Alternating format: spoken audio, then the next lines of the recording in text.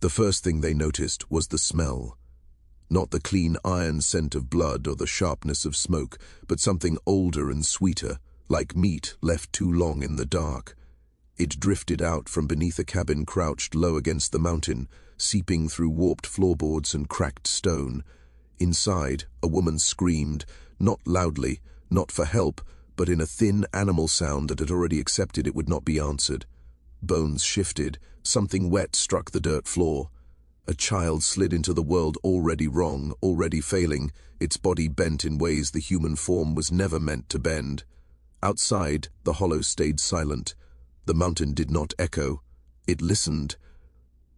This was eastern Kentucky, deep enough in the hills that roads lost their names and creeks became the only directions that mattered. Fog hung low, pressed into the trees like breath held too long. Families here did not leave. They folded inward, generation after generation, marrying familiar faces, sleeping beside shared blood. The mountain watched them do it. The mountain kept count. The woman on the dirt floor would come to be whispered about as the Mother of Rot.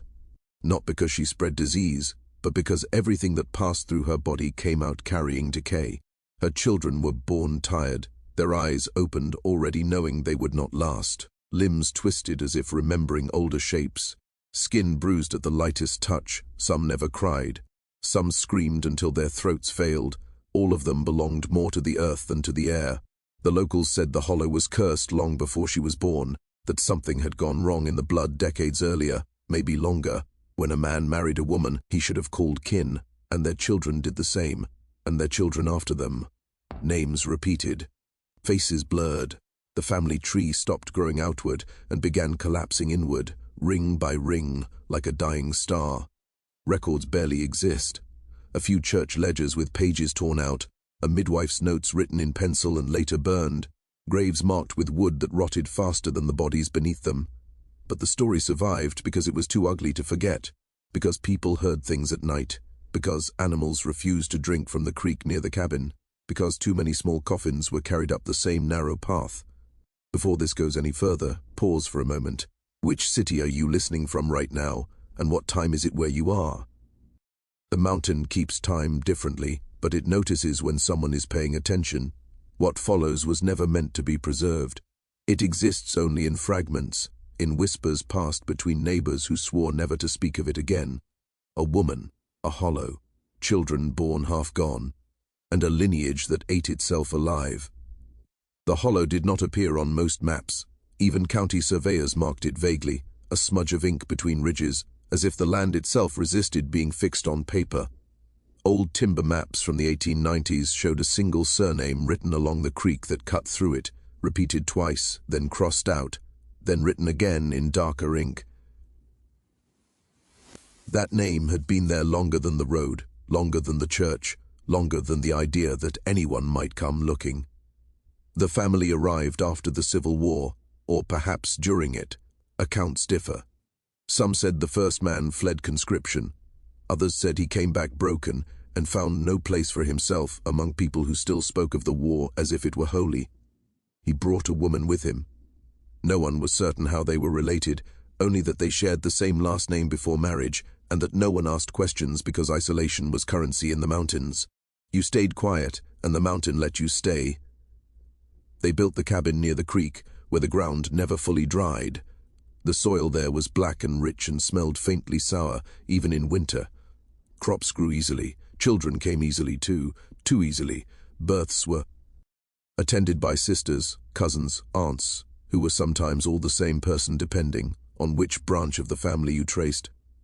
There were no doctors. There was no paper trail beyond what the church demanded, and even that thinned out over the years as attendance dropped and the family stopped coming altogether. By the 1930s, the hollow had become its own sealed world. The children did not go to school. The adults came to town only when absolutely necessary, trading eggs, corn, or animal hides for salt and flour. They spoke little. When they did, their words sounded old, stretched thin by repetition, their vowels bent in unfamiliar ways. Outsiders noticed the way their eyes lingered too long, the way their heads tilted at the same angle, as if they were all listening to something just beyond hearing. The woman who would later be called the Mother of Rot was born into this silence. She learned early that pain was private and that suffering was a duty. When animals were born twisted, they were drowned quickly, without ceremony. When infants failed to thrive, they were wrapped tightly and kept warm until they stopped moving. Death was not dramatic here. It was expected. It was managed. By the time she reached childbearing age, the family's blood had been folded back on itself so many times that difference had nearly vanished. Brothers married cousins. Fathers shared the same narrow features as sons. There were stories of girls being promised before they understood what that papa omis meant. No one framed it as cruelty. It was simply how things were done. The mountain did not object. When she was given to her husband, the union was celebrated quietly. No music, no guests from outside the hollow, just a meal, a prayer, and the understanding that what had always happened would continue to happen. No one spoke of danger. No one spoke of consequence. The first pregnancy came quickly, as it always did, and when the labor pains began, deep in the night, the hollow leaned closer, ready to witness what it had been preparing for over generations. The child arrived before dawn, carried out of her body with a wet, shuddering sound that silenced the women gathered around her. For a moment, no one moved. The lantern light trembled, throwing shadows that made the walls seem to breathe. The midwife lifted the infant carefully, as if afraid it might come apart in her hands. Its head was too long, the skull soft and uneven, one eye higher than the other, and already clouded. Its limbs bent inward, elbows refusing to straighten, fingers fused into pale, clawed shapes. The baby drew breath, but it was shallow and frantic, as though each inhale was an argument with the air. They wrapped the child and placed it against the mother's chest. She did not cry. She watched. She had grown up seeing calves born with legs turned backward, piglets with open bellies that spilled onto the straw. She understood instinctively that this was not a mistake of chance. This was something older, something practiced. The baby lived for 3 days. It never fed. Its mouth could not form the shape needed to draw milk. Its eyes never closed, staring past the woman who held it, as if fixed on something behind her. When it finally stopped breathing, there was no announcement. The midwife simply nodded once. A small box was nailed together from scrap wood, and the body was carried out behind the cabin, to the patch of ground already softened by earlier burials. The second child came less than a year later. This one lived longer, and that made it worse. Its spine curved sharply, forming a hump that forced its head forward at an unnatural angle. One leg was shorter than the other, twisted at the ankles so the foot pointed inward. The jaw jutted forward, never quite aligning, leaving the mouth open and wet. The child did not cry in the way healthy infants cried. It made a thin, keening sound, like wind slipping through a crack. As the months passed, it became clear that growth had stalled. The body remained small and tense, the eyes alert but unresponsive. It did not sit, it did not reach, it did not speak. Feeding took hours. Milk dripped slowly from cloth to mouth, much of it spilling down the chin. The woman learned patience that bordered on erasure. Her days narrowed to the rhythm of care, lifting, cleaning, waiting. Neighbors began to notice, not openly. No one came to the door to ask questions, but looks lingered longer in town. The church women stopped offering to hold the baby. Someone crossed themselves when the family name was mentioned. In the hollow, whispers began to move faster than footsteps. Words like marked and wrong and turned floated through the trees. The third birth broke something in the woman that had already been strained thin. The child's head swelled grotesquely, skin stretched tight and shiny, veins visible beneath like blue roots. Seizures racked the small body without warning, arching the back until it seemed the spine might snap. She held him through each convulsion, feeling his bones shift beneath her hands, listening to the wet rattle in his chest. He lasted 2 weeks. After that, the births blurred together. Different faces, same wrongness. Blind eyes, ears folded and useless, bellies that never closed, bones that fractured under the pressure of being born. Each pregnancy left the woman thinner, hollower, as if the children were taking more than flesh with them. The hollow watched, patient. This was not an accident. This was a pattern finishing its work. By the time the 5th child was born, the woman no longer asked the mountain for mercy. She had learned that nothing answered. Her body moved through pregnancy like a machine already worn down, joints aching, teeth loosening, hair thinning in uneven patches. The births came faster now, as if something inside her had stopped resisting. Each labor felt shorter, more violent, her body giving way without argument. This child emerged with its incest partially outside its body, a slick, glistening mass pulsing weakly against the air. The women wrapped the exposed organs with cloth soaked in liquor, hands shaking, breaths held. For a few days the child lived, its cries thin and constant, the smell of infection growing stronger with each hour. When it died, the cabin seemed to exhale. Even grief had limits. The surviving children gathered in the corners of the room, a small collection of bent forms and vacant stares. One rocked endlessly, blind eyes tracking nothing. Another lay where it had been placed, limbs stiff, mouth open, drool soaking into the fabric beneath. They did not play. They did not speak. They existed in a narrow space between living and waiting to stop. People in town began to avoid the family altogether. When the woman appeared, carrying one of the children wrapped tight against her chest, conversations ended. Someone always found a reason to step away. Fear clung to her like smoke. Not fear of disease, but fear of recognition. The townsfolk understood, on some level, that what was happening in the hollow was not unique. It was simply more visible there. At night, sounds carried farther. Screams during labor echoed off the ridges. Sometimes, long after the screaming stopped, people swore they could hear crying, thin and persistent, coming from the direction of the cabin. Animals avoided the path near the creek. Dogs refused to follow scents that led toward the hollow. Chickens went missing. Their remains later found scattered and half-eaten.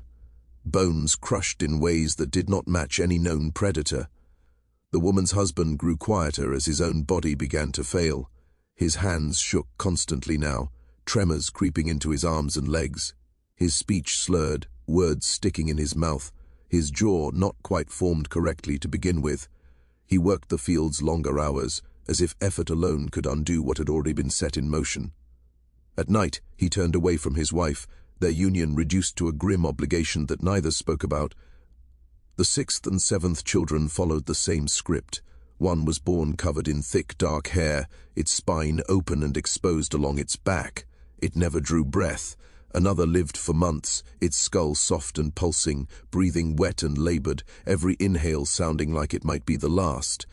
The woman slept in fragments, waking at every shift of air, every change in sound, afraid that silence would mean another death to manage before morning. By then, even the older women in the hollow stopped whispering about curses. The truth had become too obvious to dress up in superstition. Something in the blood was eating itself alive.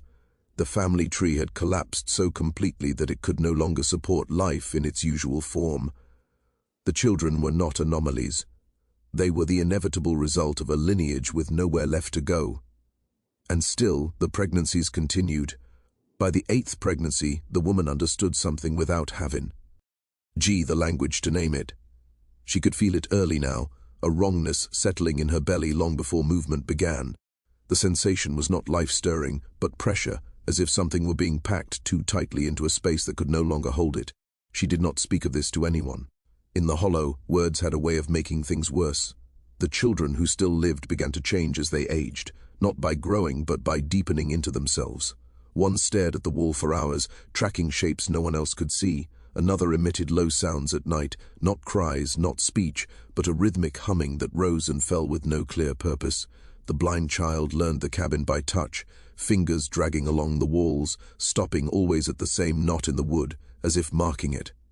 Sometimes, the children laughed without stimulus, a sudden burst of sound that cut off as abruptly as it began. Stranger things followed. Dead animals appeared near the cabin, arranged carefully, ribs spread, skulls aligned. No one admitted to touching them. The woman found crude markings scratched into the dirt behind the house, circles intersecting lines, shapes repeated again and again. They meant nothing to her and everything at the same time. She swept them away without comment. By morning, they returned.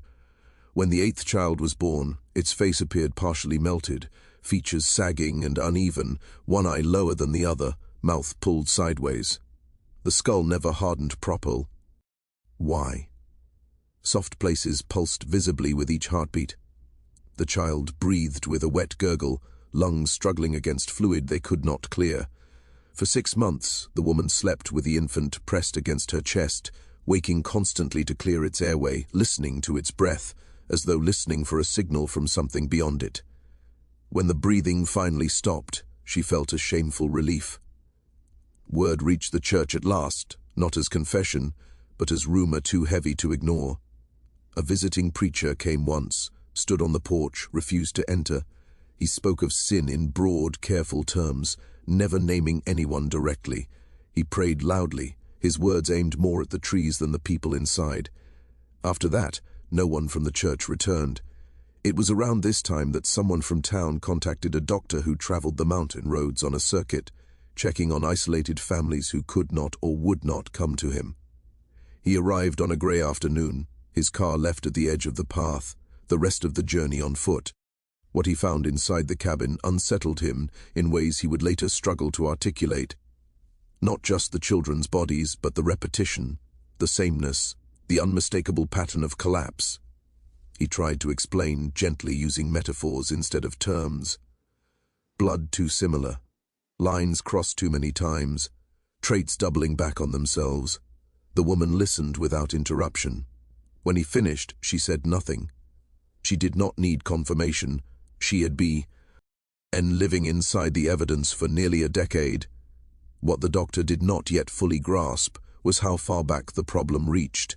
The marriages, the births, the way the family tree had folded inward until mothers and aunts blurred, until sisters and wives shared the same role. The truth lay deeper than any single generation, and when it finally surfaced, it would rot everything it touched. The truth, when it finally emerged, did not arrive as a confession. It surfaced the way rot does, quietly, once the structure around it had weakened enough to collapse. The traveling doctor asked for names, dates, relationships. He drew lines on a scrap of paper, then erased them, then drew them again when the lines began to cross in ways that made no sense. Mothers appeared twice. Fathers occupied 2 places at once. A husband's name repeated where a brother's should have been. Slowly the shape became impossible to deny. The woman's husband was her first cousin. That much had always been known. But his father had been born of an uncle and a niece. Her own mother shared a grandmother with her father. 1 generation back, a man had taken a girl who was both his cousin and his half-sister, though no one used those words aloud. Further back still, the records dissolved into oral memory, but the pattern remained. The same small circle of names, the same blood folding back on itself, again and again, until there was no outside left. The doctor explained that this was not punishment, not div. In anger, not a curse spoken by a neighbor. It was arithmetic. When the same blood is mixed repeatedly, hidden flaws have nowhere to go. They meet themselves. They multiply. Bones fail to harden. Organs do not seal. Brains never finish forming. What had been rare became inevitable. The woman listened, her face still. When he finished, she said something so quietly he nearly missed it. She told him she had known since the second child. She could feel it in her body, the way the pregnancies felt wrong from the beginning. She said she could tell which children would die before they were born and which would linger. She said sometimes she felt like she was not carrying a child at all, but the echo of something that had already died generations earlier. The most unsettling realization came next. The doctor understood that the family relationships were not just cousin to cousin. In at least 2 cases, the lines suggested something closer. A daughter whose father's name matched her husband's. A boy whose birth date aligned too closely with a man who should not have been involved at all. The implication hung in the air, unspoken but heavy. Mother and son, brother and sister. Roles collapsed the same way the bones did. In the hollow, this had not been framed as abuse. It had been framed as necessity, as keeping things in the family, as obedience to tradition. Children grew up surrounded by the same faces, taught early that boundaries were for outsiders when there is no one else. Lines blur. When isolation lasts long enough, the forbidden becomes ordinary. The doctor left with his notes and his shaking hands, carrying with him the full weight of what he had seen. The woman remained behind, pregnant again, her body already preparing another offering for the mountain. The truth had been spoken, but it changed nothing. Knowledge arrived too late to save anyone. And when the town finally learned what had been happening in the hollow, their reaction would not be mercy. The town did not confront the family directly. It moved the way fearful groups always do, indirectly, through rumor and action taken under the cover of righteousness. Words spread in fragments. Someone's cousin knew the doctor, someone else had seen the notes. A preacher hinted at abominations during Sunday service, his voice trembling as he spoke of bloodlines that defied God's order. What horrified them most was not the deformities. They had seen hardship before. What terrified them was recognition, the knowledge that the same practices had once been common, that the line between their own families and the one in the hollow was thinner than anyone wanted to admit. The solution, unspoken but agreed upon, was erasure. One night in late summer, a group of men walked the mountain path with lanterns hooded low. They did not knock. They did not speak to the woman. They slaughtered the animals first, quietly and efficiently, as if performing a necessary chore. Chickens were wrung and left were. They fell. A pig was killed and dragged away, its blood soaking into the soil. The message was clear. Isolation would now be enforced. A week later, the cabin burned. It started just before dawn, the fire climbing the dry boards quickly, greedily. The woman woke to smoke and heat, her lungs searing as she dragged the surviving children outside one by one. No one came to help. People watched from a distance, silhouettes against the trees. When the roof collapsed inward, sparks rose into the fog and vanished. Afterward, there was no investigation. The fire was called an accident, lightning perhaps, a tipped lantern.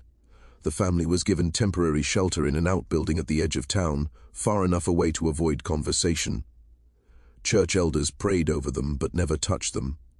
The woman's pregnancy continued, her body refusing to stop what it had been trained to do. The next child was born in winter. Its bones were so fragile that the act of birth itself fractured them. Ribs bent inward, pressing against underdeveloped lungs. The skull collapsed slightly when held.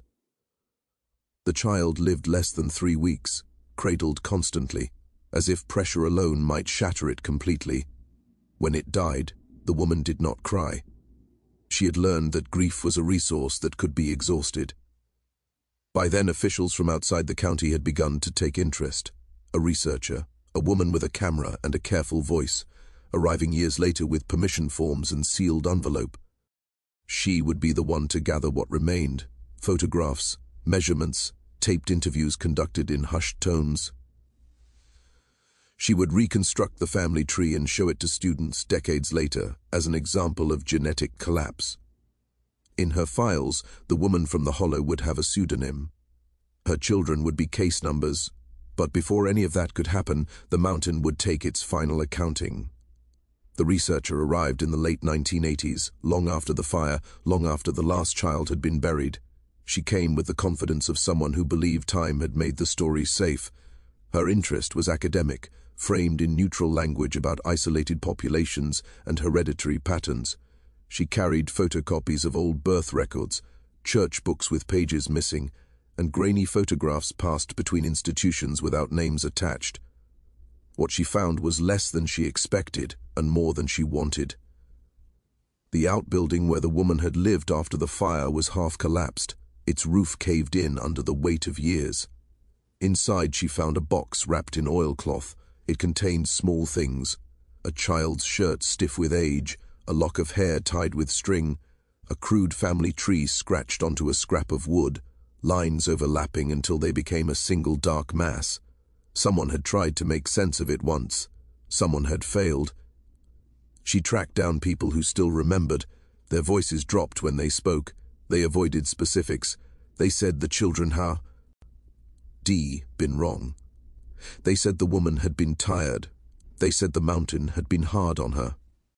No one admitted to the fire. No one admitted to knowing exactly how the bloodlines had crossed. Silence had become tradition.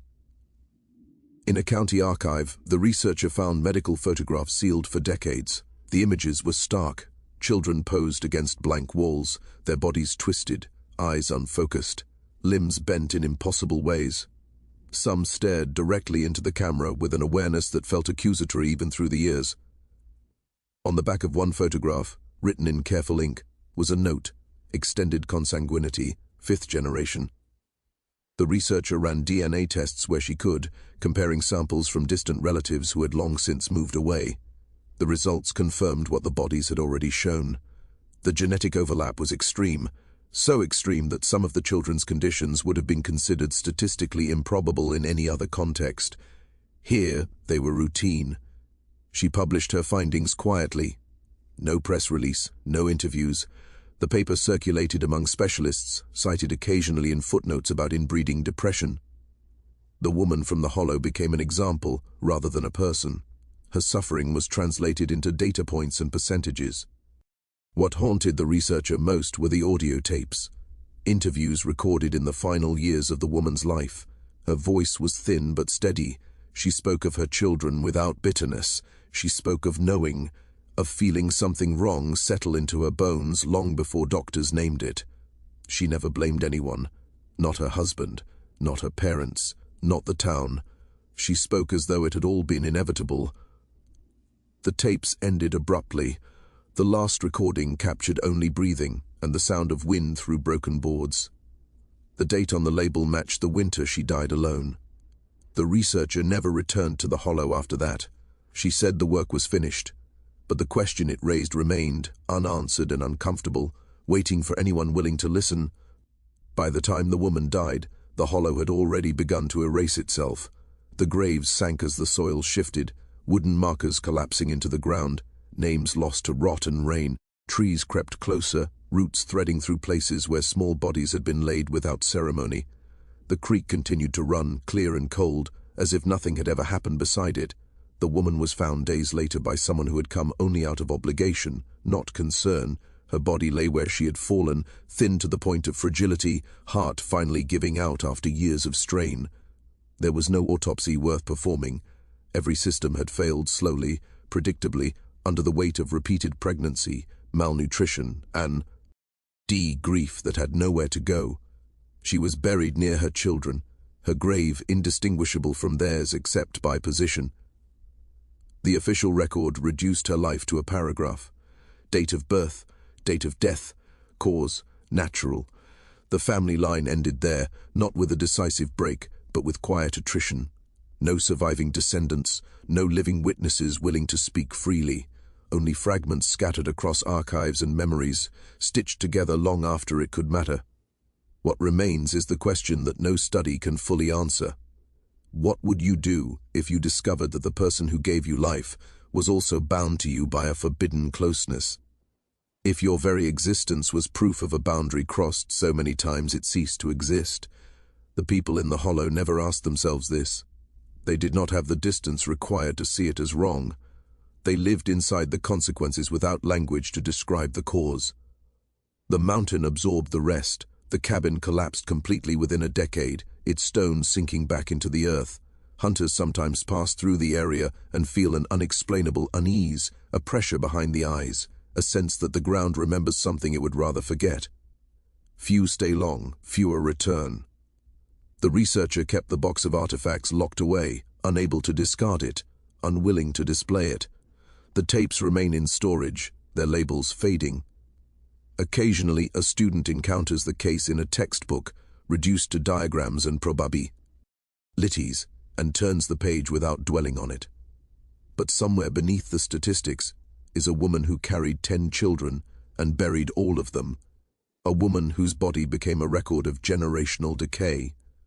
If there is any lesson left in the hollow, it is not about monsters or curses, it is about isolation, about what happens when a community folds in on itself long enough to forget where the lines were drawn, about how suffering can become normalized when there is no outside reference to challenge it. The mountain does not judge, it does not forgive, it simply holds what it is given, and sometimes if the fog is thick enough and the air is still, it feels as though something is listening back.